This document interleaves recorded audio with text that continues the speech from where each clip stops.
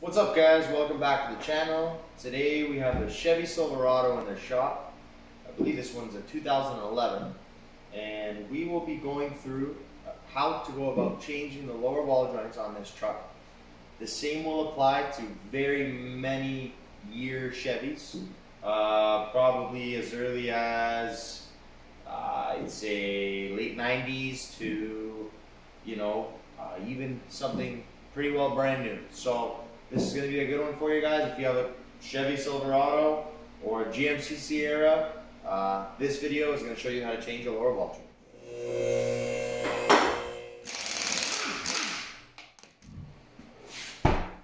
Alright, so first thing we're going to want to do is remove our brake assembly. So caliper, there's two bolts that take the caliper off complete. And obviously we're going to zip the rotor off to make our life easier as well. So get a pry bar, pry back the caliper a little bit. We want our steering wheel to be unlocked. Makes our life easier. Go ahead and grab an 18 mil socket.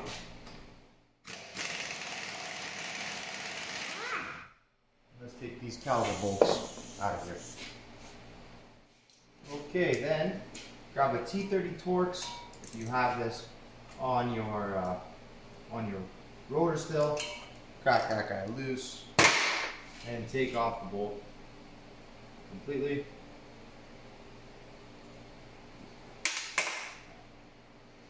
Give it a light tap with a hammer.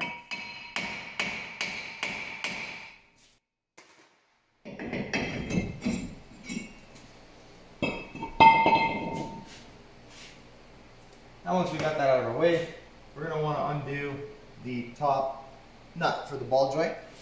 To remove that guy, we'll be using an 18mm wrench. It should not be overly tight.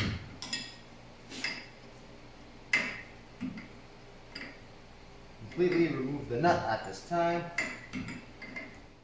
Now for those of you who have a 4x4 truck, you're going to have to want to remove this cap that's here. Just with a screwdriver and hammer, tap around, pop it out. Grab a 36mm, maybe even a 35, but a 36 works well. And take off that axle nut.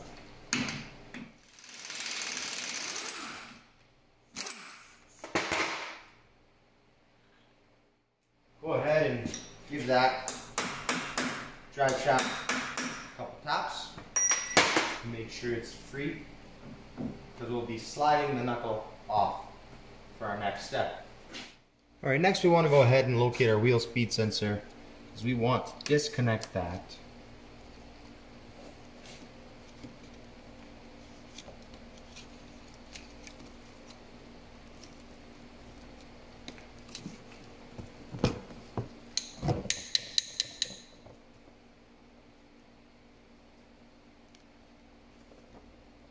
This has years of undercoating attached to it.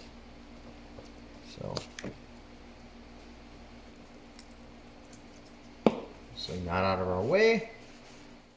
Then you want to go ahead and locate your outer tie rod. Obviously you know where that is. You're going to go ahead and remove this nut. Okay, we're going to want to physically take this outer tie rod out of the knuckle. So some good hits right here will dislodge the tie rod from that knuckle there. And luckily we also got the upper ball joint, so that was good.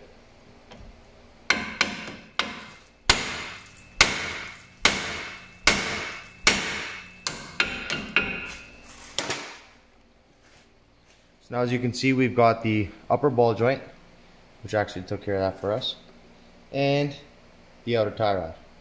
Now we go ahead and take off our lower ball joint nut and then remove the steering knuckle completely. For that nut, we are using a 24mm socket. Now you're going to find that your lower ball joint is also stuck in the knuckle. And in my previous videos, you've probably seen me use a pickle fork with an air hammer, which if you have one handy, you can use that now. although mine is at another location, not with me. So I'm gonna go the old school method, hammer on the knuckle until it dislodges. Same as the outer tie rod, same as the upper ball joint.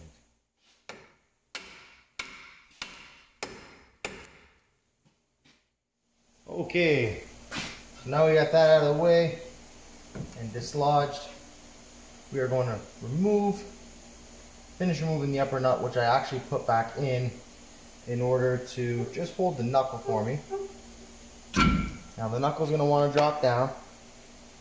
You're going to want to push out the CV axle and pull down on the knuckle at the same time and remove that steering knuckle. Alright, now we're going to go and put our axle out of the way on top of the swivel link. Then we have full access to our ball joint. I'm going to spray a little bit of penetrant where the ball joint presses itself into the knuckle. And you'll find that there's actually two ways that you can get this ball joint out. One is beating it pretty hard with a hammer right there, and it should fall out. In this case, there's no snapper. Or you can use a ball joint press. But I'm going to try smashing it out first because that's quicker and it doesn't do any harm whatsoever. So if we can do it that way, great.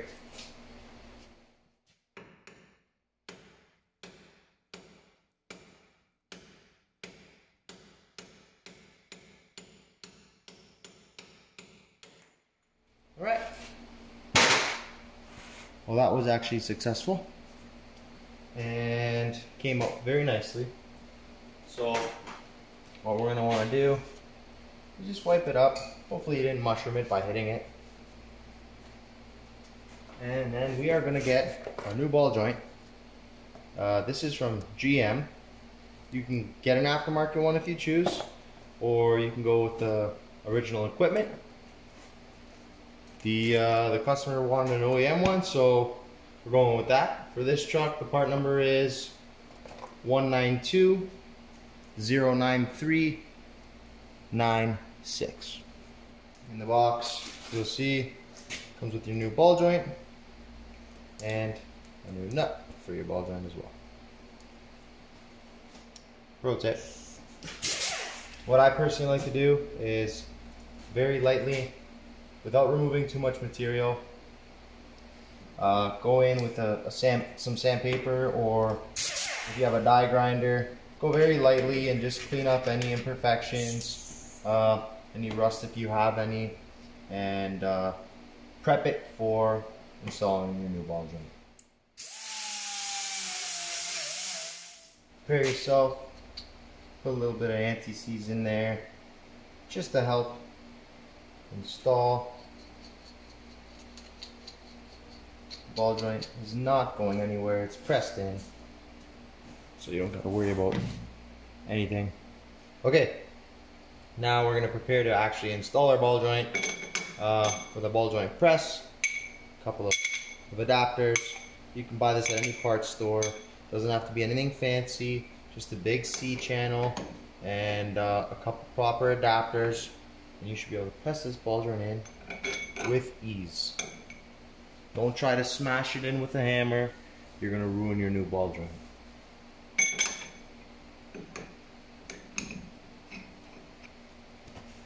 Okay, here's another good pro tip for you guys.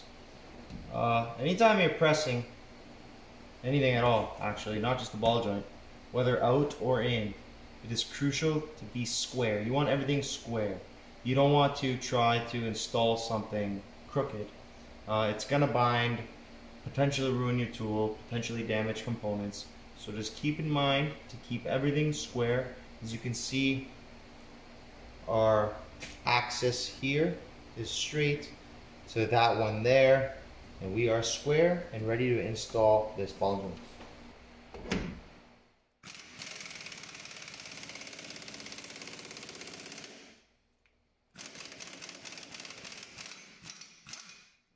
Okay. A new ball joint is in. Now, I also want to let you guys know that if you do have an aftermarket ball joint that you're installing, it's probably going to have a grease fitting. This one did not have a grease fitting because it's an OEM one that the customer wanted. So, with regards to this one, I don't need to worry about it. But with yours, if you have a grease fitting, I would recommend pointing it directly away from the camera so you can access it from the inside. This one is usually built up a bit more because you have the caliper here, but I recommend pointing the grease fitting forward and inward a little bit on an angle. It's easiest accessible. Now we're ready to go back together. I recommend also a little bit of anti-seize on the splines of your CV shaft, because in the future, if this seizes, it's not too fun to take off. Grab your knuckle and first slide it on the tip of the CV shaft, push inward and line up your ball joint like so. It can be a little bit of a juggling act, but I recommend going CV shaft first, just the tip, bending it down, and then putting your ball joint in. Go ahead, put the nut on the ball joint so it doesn't fall off on you, and slide that shaft in the rest of the way. You get your upper ball joint nut ready to put on, and put that on as well. It actually helps if you pry down on the upper control arm using one of the springs. And tighten both of those up now.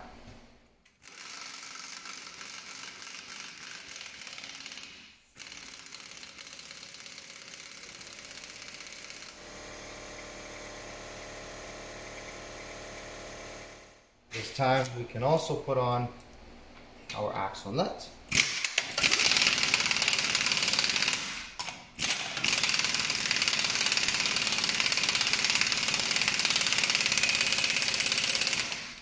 I will confirm the torque after, and I highly recommend torquing it. But this is torque to, if I believe, 200, approximately 200 pounds. Don't forget, pull up the spec and torque that. Now proceed by installing your outer tie rod and the nut as well.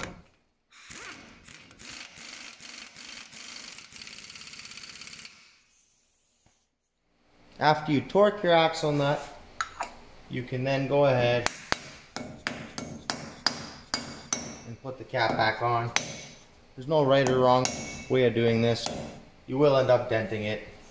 It's just the way it is. So now we can go ahead and hang our brake rotor and install our T30 Torx bolt back in place. There's no real spec on this. I'm sure there is somewhere if you dig deep enough, but there definitely doesn't need to be.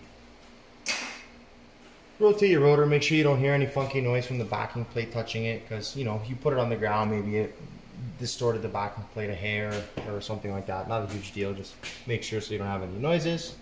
Okay, now we can go ahead and connect our wheel speed sensor as well. And connect all that in place. Turn your steering so you can access your caliper bolts. Carefully install your caliper back into place.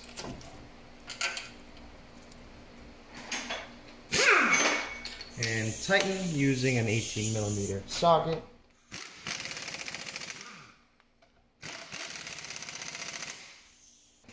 And there you have it. Don't forget, now's a good time once everything's tightened to grease all your grease fittings. This one's got one on the outer tie rod. I'm sure there's others. I'm gonna have a look and grease as needed. Obviously you want to keep your components lasting as long as possible. Good insurance is keeping them lubricated. Alright guys, that wraps up this video. I went ahead and did the other side off camera. The same applies left or right, you get the concept. But that's how you do a ball joint, a 2011 GMC Sierra or Silverado. Same applies. Don't forget, torque your axle and your wheels and tune in next time on Full Throttle HQ.